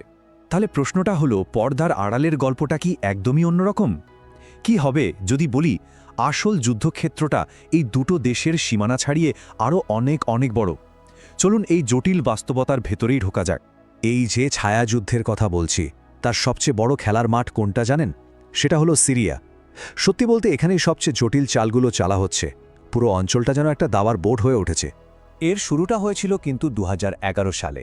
তখন সিরিয়ায় গৃহযুদ্ধ শুরু হয় আর দেশ জুড়ে তৈরি হয় একটা ক্ষমতার শূন্যতা। ইরান ঠিক এই সুযোগটাই নেয়। তারা বাশার আল আসাদের সরকারকে সাপোর্ট দেওয়ার নাম করে সিরিয়াতে ঢুকে পড়ে। তো সিরিয়ায় ইরানের লক্ষ্যটা কি ছিল? একদম পরিষ্কার, নিজেদের সামরিক উপস্থিতি পাকাপোক্ত করা। ওরা দেশজুড়ে একের পর এক মিলিটারি বেস বানাতে শুরু করে আর নিজেদের সমর্থক সশস্ত্র গোষ্ঠী মানে মিলিশিয়াদের শক্তিশালী করতে থাকে। এখন একবার ইসরায়েলের দিক থেকে ভাবুন তো, নিজেদের বর্ডারের একদম গা ঘেঁষে ইরানের মতো একটা দেশের মিলিটারি বেজ। এটা তো ওদের জন্য সরাসরি একটা হুমকি, তাই না? যা মেনে নেওয়া প্রায় অসম্ভব। বলা যায় এটা তাদের জাতীয় নিরাপত্তার জন্য একটা বিরাট মাথা ব্যথার কারণ। তো জবাবে ইসরায়েল কি করল? তারা বসে থাকেনি। সিরিয়ার ভেতরে ইরানের বিভিন্ন ঘাঁটি আর অস্ত্রের চালানের ওপর টার্গেট করে শত শত বিমান হামলা চালিয়েছে। ভাবুন একবার, শত শত। এই সংখ্যাটাই বলে দেয় যে এই ছায়াযুদ্ধটা আসলে কতটা ভয়ঙ্কর। আচ্ছা, সিরিয়ার কথা তো হলো, চলুন এবার ম্যাপে চোখ বুলিয়ে আর একটু উত্তরে যাই, লেবানন। এখানেও কিন্তু এই সংঘাতের আরেকটা বড় ফ্রন্ট খোলা আছে, আর এখানকার লড়াইটা চলে প্রক্সি যুদ্ধের মাধ্যমে। এই যে প্রক্সি শব্দটা বললাম, এটা কিন্তু এখানে খুবই গুরুত্বপূর্ণ। প্রক্সি গ্রুপ মানে কি? সোজা কথায় এরা হলো এমন কিছু সশস্ত্র গ্রুপ যারা কোনো দেশের সরাসরি সেনাবাহিনী না, কিন্তু তারা অন্য কোনো দেশের হয়ে তাদের টাকা আর অস্ত্র জোরে যুদ্ধ করে। লেবাননে এর সবচেয়ে বড় উদাহরণটাই হল হিজবুল্লাহ। ইরানের সাপোর্টে এরা এমন এক বিশাল রকেটের ভাণ্ডার গড়ে তুলেছে যা ইসরায়েলের জন্য এখন অন্যতম বড় একটা সিকিউরিটি থ্রেট। একবার শুধু কল্পনা করুন, যদি একটা পুরো দস্তুর যুদ্ধ লেগে যায়, তাহলে হিজবুল্লার এই অস্ত্রভাণ্ডার থেকে হাজার হাজার রকেট একযোগে ইসরায়েলের বিভিন্ন শহরের ওপর আছড়ে পড়তে পারে। এই ব্যাপারটা যে পুরো অঞ্চলের নিরাপত্তাকে কতটা ঝুঁকির মুখে ফেলে দিয়েছে তা আর বলার অপেক্ষা রাখে না। কিন্তু গল্পটা এখানেই শেষ না। এই সংঘাতের ম্যাপটা শুধু সিরিয়া আর লেবাননেই থেমে নেই, এটা আরও বড় হয়েছে। এখন এই খেলায় ইরাক আর ইয়েমেনও জড়িয়ে পড়েছে। যেমন ধরুন, ইরাকে ইরানের মদতপুষ্ট মিলিশিয়া গ্রুপগুলো বেশ অ্যাক্টিভ, যা এই লড়াইটাকে আরও জটিল করে তুলেছে। এমনকি লোহিত সাগরের পাশের দেশ ইয়েমেনের সংঘাতও এখন এই বড় খেলারই একটা অংশ। সেখানে হুথি বিদ্রোহীরা ইরানের প্রক্সি হিসেবেই কাজ করছে। তাহলে আসল ব্যাপারটা কি দাঁড়ালো? এটা আর ইরান ইসরায়েলের মধ্যেকার কোনো দুই দেশের লড়াই নেই। এটা এখন একটা পুরোদস্তুর আঞ্চলিক সংঘাত, যেখানে অনেকগুলো দেশ, অনেকগুলো সশস্ত্র গ্রুপ আর একাধিক যুদ্ধক্ষেত্র জড়িয়ে গেছে। তাহলে পুরো ছবিটা আমরা বুঝব কিভাবে? সত্যি বলতে এই সংঘাতটাকে একটা নতুন চোখে দেখতে হবে। এমনভাবে দেখতে হবে যেন পুরো অঞ্চলের দাবার বোর্ডটা আমাদের চোখের সামনে ভেসে ওঠে। চলুন এক নজরে পুরো ব্যাপারটা দেখে নিই। সিরিয়াতে ইরান ঘাঁটি বানাচ্ছে আর তার জবাবে ইসরায়েল এয়ার স্ট্রাইক করছে। লেবাননে হিজবুল্লাহর রকেটের বিশাল ভাণ্ডারের কারণে ইসরায়েলকে সবসময় সর্বোচ্চ সতর্ক থাকতে হচ্ছে। আর ইরাক ও ইয়েমেনে যে মিলিশিয়া নেটওয়ার্কগুলো ছড়িয়ে আছে সেগুলোর উপর চলছে সার্বক্ষণিক নজরদারি। সবশেষে একটা বড় প্রশ্ন কিন্তু থেকেই যায়। যখন একটা যুদ্ধ এভাবে পর্দার আড়ালে ছায়ার মধ্যে দিয়ে লড়া হয়, বিভিন্ন দেশের সীমানা পেরিয়ে প্রক্সিদের মাধ্যমে ছড়িয়ে পড়ে, তখন তার ভবিষ্যৎ কী? এই জটিল আর সীমানাহীন সংঘাতটা আগামী দিনে ঠিক কোন দিকে মোড় নেবে সেটাই এখন দেখার বিষয়। এখনকার দিনের যুদ্ধ কিন্তু শুধু ময়দানেই হয় না, এর একটা বিরাট অংশ লড়া হয় আমাদের ডিজিটাল দুনিয়ায়। আজকের এই আলোচনায় আমরা ঠিক এটাই দেখব, মানে কিভাবে তথ্যকে কাজে লাগিয়ে একটা সংঘাতের পুরো গতিপথই বদলে দেওয়া যায়। আর এই কথাটা কিন্তু আজকের আলোচনার একদম কেন্দ্রবিন্দুতে। ভাবুন তো, এখনকার কোনো সংঘাত কি শুধু বুলেট আর বোমার মধ্যে থেমে থাকে? না, একদমই না। এর সাথেই চলতে থাকে আর একটা অদৃশ্য যুদ্ধ। আর সেই যুদ্ধটা কোথায় হয় জানেন? আমাদের স্মার্টফোনের স্ক্রিনে, আমাদের সোশ্যাল মিডিয়া ফিডে আর খবরের শিরোনামে। তো এই যে ইনফরমেশন ওয়ার বা তথ্যযুদ্ধ, এটা আসলে কি? সোজা কথায় এটা এমন একটা কৌশল যেখানে তথ্যকেই অস্ত্র হিসাবে ব্যবহার করা হয়। এর আসল উদ্দেশ্য হল বিপক্ষের ওপর একটা মানসিক আর কৌশলগত সুবিধা নেওয়া। আর সেটা কিভাবে করা হয়? মানুষের ভাবনা, বিশ্বাস, এমনকি সিদ্ধান্তকে প্রভাবিত করে। এই ব্যাপারটা আরও পরিষ্কারভাবে বুঝতে হলে চলুন একটা বাস্তব উদাহরণ দেখা যাক। ইরান আর ইসরায়েলের মধ্যে যে সংঘাতটা চলছে ওটাই একটা দারুণ কেস স্টাডি। এটা কিন্তু শুধু সামরিক শক্তির লড়াই না, এর পাশাপাশি বিশ্বজুড়ে মানুষের মন জয় করার একটা মারাত্মক তথ্যযুদ্ধও বটে। আর এই তথ্যযুদ্ধের প্রধান ময়দান কোনটা? কোনো বাস্তব যুদ্ধক্ষেত্র না, এটা হলো সোশ্যাল মিডিয়া। এখানেই তো চোখের পলকে খবর, ভিডিও, নানা রকম বার্তা ছড়িয়ে পড়ে, তাই না? আর এগুলোই কিন্তু বিশ্বজুড়ে মানুষের মনে ঘটনাটা সম্পর্কে একটা ধারণা তৈরি করে দেয়। এখানে গতিও যেমন মারাত্মক, তার প্রভাবও ঠিক তেমনই ব্যাপক। ব্যাপারটা তো আমাদের সবার খুব চেনা, তাই না? একটু খেয়াল করলেই দেখবেন যখনই কোনো সংঘাতের খবর আসে আমাদের সোশ্যাল মিডিয়া ফিডগুলো ঠিক এই জিনিসগুলোতেই ভরে যায়। একদিকে দেখবেন সরকারের আনুষ্ঠানিক বিবৃতি আসছে, তো আরেকদিকে হয়তো এমন একটা ভিডিও ক্লিপ যেটা ঝড়ের বেগে ভাইরাল হচ্ছে। এর সাথে তো রাষ্ট্রীয় মিডিয়ার বানানো হেডলাইন আর একেবারে পরিকল্পনা করে চালানো অনলাইন ক্যাম্পেইন আছেই। তাহলে প্রশ্ন হলো, এই তথ্যযুদ্ধের প্লেয়ার কারা? আচ্ছা, প্রথমত আছে রাষ্ট্রীয় মিডিয়াগুলো, যাদের কাজই হলো সরকারি ভাষ্য বা ন্যারেটিভ তৈরি করে সেটা ছড়িয়ে দেওয়া। এরপর আছে ডিজিটাল প্রোপাগ্যান্ডা নেটওয়ার্ক, এরা খুব টার্গেট করে নির্দিষ্ট কিছু মানুষের কাছে বার্তা পৌঁছে দেয়। আর সব শেষে আন্তর্জাতিক মিডিয়া, যাদের একটা রিপোর্টই কিন্তু সারা দুনিয়ার দৃষ্টিভঙ্গি গড়ে দিতে বা বদলে দিতে পারে। আর মজার ব্যাপার হলো এখানে দুই পক্ষের লক্ষ্য কিন্তু একটাই, নিজেদের কাজের জন্য বৈধতা বা লেজিটিমেসি জোগাড় করা। একটু খেয়াল করলেই দেখবেন দুই পক্ষই দাবি করে যে তারা যা করছে তা আত্মরক্ষার জন্য করছে, আর প্রতিপক্ষকে আগ্রাসী হিসেবে দেখানোর চেষ্টা করে। মানে কৌশলটা কিন্তু দুই দিকেই একদম এক। এর ফলে কি হয়, সারা বিশ্বে যারা এই খবরগুলো দেখছে তারা প্রায়ই এই দুইটা শক্তিশালী কিন্তু একে অপরের বিরোধী গল্পের মাঝখানে আটকা পড়ে যায়। কোনটা সত্যি কোনটা মিথ্যা সেটা বের করা তখন সত্যিই খুব কঠিন হয়ে দাঁড়ায়। এই যে চিত্রটা দেখছেন, এটা কিন্তু সেই বিভ্রান্তিটাই তুলে ধরে। দেখুন, সারা পৃথিবীর দর্শকদের মধ্যে কেউ হয়তো একটা পক্ষকে সমর্থন করছে, কেউ আবার অন্য পক্ষকে, কিন্তু এর বাইরেও একটা বিশাল অংশ আছে যারা হয় বিভ্রান্ত, মানে কি বিশ্বাস করবে বুঝতেই পারছে না, অথবা তারা এই খবরের স্রোত থেকে নিজেদেরকে পুরোপুরি সরিয়ে নিয়েছে। তার মানে মূল কথাটা হলো এটাই, আজকের দুনিয়ার ভূ রাজনীতিতে সামরিক শক্তি যত বড় ক্ষমতা, ঠিক ততটাই বড় ক্ষমতা হলো নিজের গল্প বা ন্যারেটিভকে নিয়ন্ত্রণ করা। যে পক্ষ তাদের বয়ানটাকে মানুষের কাছে প্রতিষ্ঠা করে ফেলতে পারে, বিশ্বজুড়ে জনমতকে প্রভাবিত করার চাবিকাঠিটা আসলে তাদের হাতেই চলে যায়। তাহলে এই পুরো আলোচনাটা শেষ করা যাক একটা প্রশ্ন দিয়ে। এমন একটা দুনিয়ায় যেখানে তথ্য নিজেই একটা যুদ্ধক্ষেত্র হয়ে উঠেছে, সেখানে দাঁড়িয়ে আমরা আসল সত্যটা খুঁজে বের করব কিভাবে? এই প্রশ্নটা সবার ভাবনার জন্য রইল। ইরান আর ইসরায়েল নাম দুটো শুনলেই মাথায় আসে দশকের পর দশক ধরে চলা শত্রুতার কথা, তাই না? কিন্তু পর্দার আড়ালে কি সবসময় এটাই সত্যি, নাকি অন্য কোনো খেলাও চলে? চলুন আজকের এই আলোচনায় আমরা গভীরে গিয়ে দেখি এই দুই চিরপ্রতিদ্বন্দ্বীর মধ্যেকার কূটনৈতিক সম্পর্কের এই যে নাজুক ভারসাম্য, এর আসল চেহারাটা ঠিক কেমন। তো এই জটিল বিষয়টা বুঝতে আমরা 5টা ধাপে এগোব। প্রথমে দেখব তাদের বর্তমান ভঙ্গুর সম্পর্কটা আসলে কতটা নাজুক।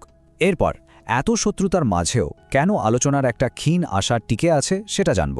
তারপর দেখব শান্তি প্রতিষ্ঠার পথে আসল বাধাগুলো কি কি। সবশেষে ভবিষ্যতের সম্ভাব্য পথ আর এই পুরো পরিস্থিতির গুরুত্ব নিয়েও কথা বলবো। চলুন তাহলে শুরু করা যাক। প্রথম পর্ব, এক ভঙ্গুর ভারসাম্য। বাইরে থেকে দেখলে ইরান ইসরায়েল সম্পর্ক মানেই যেন শুধুই সংঘাত আর শত্রুতা, কিন্তু সত্যিটা হলো এই তীব্র শত্রুতার আড়ালেও সবসময় কিন্তু কূটনীতির একটা ক্ষীণ স্রোত বয়ে গেছে, আর এটাই পরিস্থিতিকে আরও অনেক বেশি জটিল করে তুলেছে। আর এখানেই সবচেয়ে বড় প্রশ্নটা চলে আসে, কূটনীতির মাধ্যমে কি এই দুই পারমাণবিক শক্তিধর প্রতিপক্ষের মধ্যে একটা বড়সড় যুদ্ধ সত্যিই ঠেকানো সম্ভব, নাকি আমরা সবাই একটা ভয়ঙ্কর কিছুর জন্য শুধু সময়ের অপেক্ষা করছি? চলুন এই জটিল প্রশ্নেরই উত্তর খোঁজার চেষ্টা করি। দ্বিতীয় পর্ব, আলোচনার যৌক্তিকতা। শুনতে হয়তো অবাক লাগবে, কিন্তু এটা সত্যি। ইতিহাসে এমন সময়ও এসেছে যখন এই দুই ঘোর শত্রু আলোচনার টেবিলে বসেছে এবং তার কিছু ফলও পাওয়া গেছে। চলুন সেই মুহূর্তগুলো একবার ফিরে দেখা যাক। একটা কথা খুব প্রচলিত আছে, আর সেটা হলো কয়েক দশকের চরম শত্রুতা সত্ত্বেও ইরান ইসরায়েল সমীকরণ থেকে কূটনীতি কখনোই পুরোপুরি হারিয়ে যায়নি। এর সহজ মানে হলো আমরা বাইরে থেকে যাই দেখি না কেন, পর্দার আড়ালে যোগাযোগের একটা ক্ষীণ সম্ভাবনা সবসময় টিকিয়ে রাখা হয়েছে। অতীতেও দেখা গেছে যখনই উত্তেজনা একেবারে চরমে উঠেছে তখনই তৃতীয় কোনো পক্ষের হস্তক্ষেপে আন্তর্জাতিক পর্যায়ে আলোচনা শুরু হয়েছে, আর সেটা একটা সেফটি ভ্যালভের মতো কাজ করেছে। এটা কিন্তু কোনো কাকতালীয় ঘটনা নয়, বরং এটা প্রমাণ করেছে সঠিক মধ্যস্থতাকারী থাকলে পরিস্থিতি সাময়িকভাবে হলেও শান্ত করা সম্ভব। এর সবচেয়ে বড় উদাহরণ কোনটা জানেন? ইরানের পারমাণবিক কর্মসূচি নিয়ে যে আলোচনা হয়েছিল সেটা। একবার ভাবুন তো, যারা একে অপরের ছায়াও মারাতে চায় না সেই দেশগুলো কিন্তু আলোচনার টেবিলে বসেছিল। কিভাবে? কারণ তখন আন্তর্জাতিক শক্তিগুলো একটা বড় ভূমিকা নিয়েছিল, মধ্যস্থতা করেছিল। হ্যাঁ, ঠিকই যে ওই স্থিতিশীলতা বেশি দিন টেকেনি, কিন্তু এটা থেকে একটা দারুণ জিনিস শেখার আছে, আর সেটা হলো সঠিক চাপ আর পরিবেশ তৈরি করা গেলে যা অসম্ভব মনে হয় সেটাও কিন্তু সম্ভব হয়ে উঠতে পারে। কিন্তু কথা হলো, আলোচনার এই পথটা একদমই ফুলের বিছানা নয়, বরং কাঁটায় ভরা। চলুন তৃতীয় পর্বে দেখি সেই বিশাল বাধাগুলো কি যা কূটনীতির যে কোনো আশাকে প্রায় দুঃস্বপ্নে পরিণত করে। এখানেই আশা আর কঠিন বাস্তবতার মধ্যে একটা বড় সংঘাত দেখা যায়। একদিকে ইতিহাস আমাদের বলছে যে আলোচনা সম্ভব, স্থিতিশীলতা আনা সম্ভব, কিন্তু আজকের বাস্তবতা হলো পরিস্থিতি এতটাই জটিল আর চ্যালেঞ্জগুলো এতটাই গভীরে প্রথিত যে অতীতের সাফল্যগুলো এখন মরীচিকার মতো মনে হয়। কূটনীতির কার্যকারিতা এখন সত্যি প্রশ্নের মুখে। আচ্ছা, তাহলে শান্তির পথে আসল বাধাগুলো কি? দেখুন, এখানে মূলত 3টা বড় দেয়াল আছে। প্রথমটা হলো আদর্শ, মানে দুই দেশের চিন্তাভাবনা আর আদর্শের মধ্যে এত বড় পার্থক্য যে সেটা মেটানো প্রায় অসম্ভব। দ্বিতীয়টা হলো মধ্যপ্রাচ্যের অস্থির রাজনীতি। এখানকার জোটগুলো মানে অ্যালায়েন্সগুলো এত ঘন ঘন বদলায় যে আজ যে বন্ধু কাল সে শত্রু। এমন পরিস্থিতিতে কোনো স্থির আলোচনা করাই কঠিন। আর তৃতীয় এবং সম্ভবত সবচেয়ে বড় বাধাটা হলো বিশ্বাস। একে অপরের উপর বিশ্বাস প্রায় শূন্যের কোঠায়। তো এই 3টা জিনিস একসাথে মিলে কূটনীতির রাস্তাকে বলতে গেলে প্রায় বন্ধই করে দিয়েছে। তাহলে সামনে কি অপেক্ষা করছে? চতুর্থ পর্বে আমরা বিশেষজ্ঞদের চোখে দুটি ভিন্ন ভবিষ্যতের সম্ভাবনা দেখব। একটা পথ হয়তো স্থিতিশীলতার দিকে নিয়ে যেতে পারে, কিন্তু অন্য পথটা আমাদের ঠেলে দিতে পারে এক ভয়াবহ সংঘাতের দিকে। বিশ্লেষকরা এখানে মূলত 2 ভাগে বিভক্ত। একদল বেশ আশাবাদী। তারা মনে করেন উপসাগরীয় দেশগুলোর সঙ্গে যে নতুন জোট বা চুক্তি হচ্ছে সেগুলো হয়তো এই অঞ্চলের ক্ষমতার ভারসাম্যে একটা ইতিবাচক পরিবর্তন আনতে পারে। কিন্তু আরেক দল, তারা পুরোপুরি হতাশ।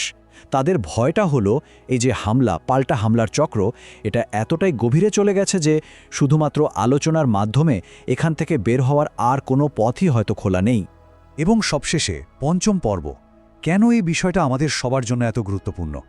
ইরান আর ইসরায়েলের এই দ্বন্দ্ব কি শুধু মধ্যপ্রাচ্যে সীমাবদ্ধ থাকবে, নাকি এর আঁচ এসে লাগবে সারা বিশ্বে? এত কিছুর পরেও আমরা একটা ব্যাপারই শুধু নিশ্চিত হতে পারি, ভবিষ্যৎটা এখনও ভীষণভাবে অনিশ্চিত। পরিস্থিতি যে কোনো মুহূর্তে যে কোনো দিকে মন নিতে পারে, আর সত্যি বলতে কোনো বিশেষজ্ঞই জোর দিয়ে কিছু বলতে পারছেন না। তবে একটা কথা আমাদের সবাইকে মনে রাখতে হবে, ইরান এবং ইসরায়েলের এই প্রতিদ্বন্দ্বিতা আগামী বহু বছর ধরে কেবল মধ্যপ্রাচ্যের রাজনীতিকেই নয়, সম্ভবত গোটা বিশ্বের রাজনীতিকেই প্রভাবিত করতে থাকবে। এর মানে হলো তেহরান বা তেল আবিবে যাই ঘটুক তার ঢেউ এসে লাগবে বিশ্বের প্রতিটি কোণায়। তাই শেষ প্রশ্নটা আমাদের সবার মনেই থেকে যায়, এই যে এত ভঙ্গুর একটা ভারসাম্য, এর খেলার পাল্লাটা শেষ পর্যন্ত কোন দিকে ঝুঁকবে? শান্তির দিকে, নাকি আরও বড় কোনো সংঘাতের দিকে? এর উত্তরের ওপরেই হয়তো নির্ভর করছে আমাদের সবার ভবিষ্যৎ।